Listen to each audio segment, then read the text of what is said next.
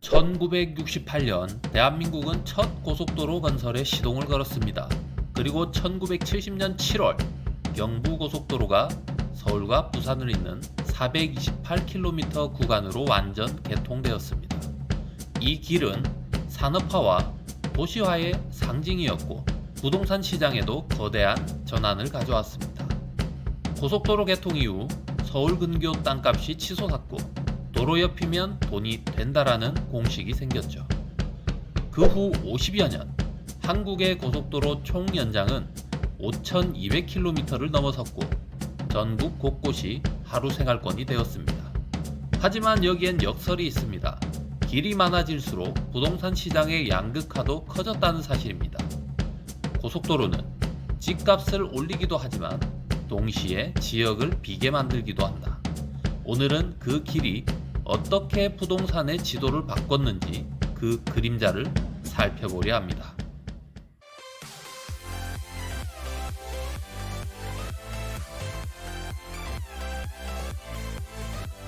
새로운 고속도로 노선 발표만으로도 특정 지역의 도시와 주택 가격은 반응합니다. 예컨대 세종 청주고속도로, 제2 경인고속도로, 포항 영덕고속도로 같은 길이 계획되었다는 소식이 나오면 인근 지역의 땅 매물이 움직입니다. 실제로 접근성 향상이란 기대감이 매매를 앞당기고 거래가 늘어났다는 보도가 잇따랐습니다. 다만 중요한 건 이 상승이 장기적 균형적이지 않다라는 점입니다. 고속도로에 인접해 개발이 진행되는 신도시나 물류단지는 호재이지만 길에서 조금만 벗어난 읍, 면 단위 지역은 오히려 침체됩니다. 도로 하나가 한쪽엔 개발 프리미엄을 남기고 다른 한쪽엔 유휴지와 공가를 놨습니다. 부동산 투자자로 볼 때 길이 생긴다는 말은 곧 누군가에게는 기회, 누군가에게는 표류라는 뜻입니다.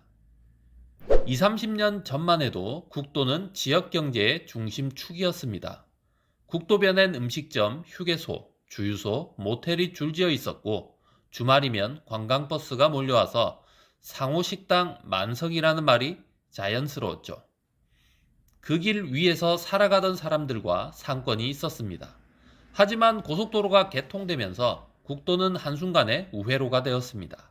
손님이 줄어든 식당은 문을 닫고 휴게소는 정체되고 모텔은 간판만 남았습니다. 한때 도로 옆이면 돈이 된다라는 공식은 이제 국도 옆이면 리스크로 바뀌었습니다.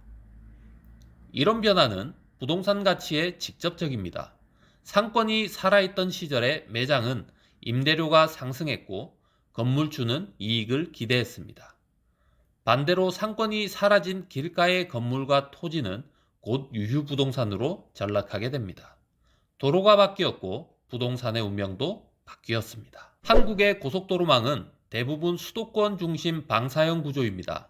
서울을 중심으로 사방으로 길이 뻗었고 이 구조가 부동산 시장에도 영향을 미쳤습니다. 도로망이 발달할수록 수도권의 접근성 프리미엄은 강화됐고 지방은 상대적으로 도태됐습니다. 물류는 빠르게 흘렀지만 지역사회는 그 흐름에 휩쓸리지 않고 뒤처졌습니다. 결국 고속도로가 많아졌음에도 지방의 부동산 가치는 쉽게 올라가지 않았습니다. 수도권만 더 뜨는 구조가 만들어졌죠. 길이 많아졌지만 중심은 더 좁아졌다는 표현이 알맞겠네요. 일본은 이미 이 길을 먼저 걸었습니다. 1970년대 고속도로 붐 이후 지방 균형 발전을 국정과제로 삼았지만 지금은 한계 침략이라 불리는 인구 급감 마을이 증가했습니다. 고속도로만 있고 사람이 없는 마을이 생겼습니다. 도로는 넓어졌지만 부동산 실질 가치는 붕괴됐고 빈집, 유휴지 문제가 심각합니다. 한국은 아직 그 단계에 이르진 않았지만 일본이 맛본 미래를 미리 보고 있다라는 뜻이 됩니다. 부동산의 가치는 단순히 빠르게 이동하는 교통망이 아니라 머물고 싶은 생활권에서 나옵니다. 고속도로는 이동의 상징이었지만 그 길이 머무름의 중심이 돼야 진짜입니다. 지역의 가치를 살리려면 더 많은 도로가 아니라 순환과 연결 중심의 인프라가 필요합니다. 즉, 수도권으로 흘러가는 길이 아니라 지역 간 흐름이 원활한 네트워크형 인프라가 중요합니다.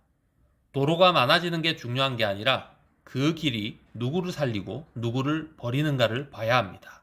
도로는 도시의 혈관이자 부동산 가치의 방향타입니다. 그 길이 방향이 바뀌면 지역의 땅값도 사람의 삶도 함께 바뀝니다. 50여 년 전 경부고속도로는 대한민국을 일으켰습니다. 그 길은 발전의 시작이었습니다. 하지만 이제 우리는 같은 길 위에서 다른 질문을 해야 합니다. 이번엔 그 길이 누구의 가치를 살릴 것인가? 일본은 그 답을 잃었습니다. 한국은 아직 선택의 기회가 있습니다. 빠른 개발보다 오래가는 가치, 길의 속도보다 길의 방향이 부동산의 미래입니다.